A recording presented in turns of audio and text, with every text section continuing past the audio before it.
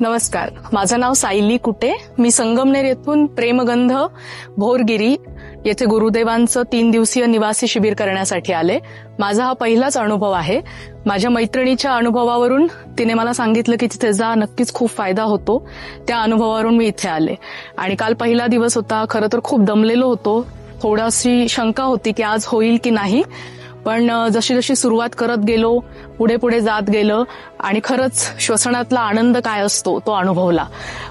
खूप दिवसांनी असं वाटलं की कुठेतरी स्वतःशी कनेक्ट झालो, कुठेतरी स्वतःला पुन्हा नव्याने भेटलो आणि तो आनंद खूप सुंदर होता.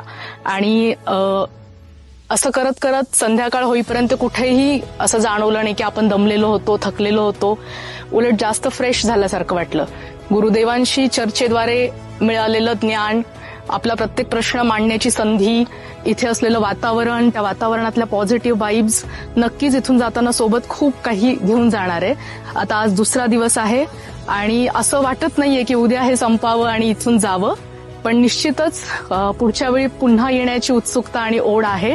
आणि खूप सुंदर असा हा अनुभव होता आणि प्रत्येकाने ज्याला ज्याला शक्य आहे त्याने एकदा तरी हा अनुभव घ्यावा असं मी आपल्याला नक्कीच सांगू इच्छिते.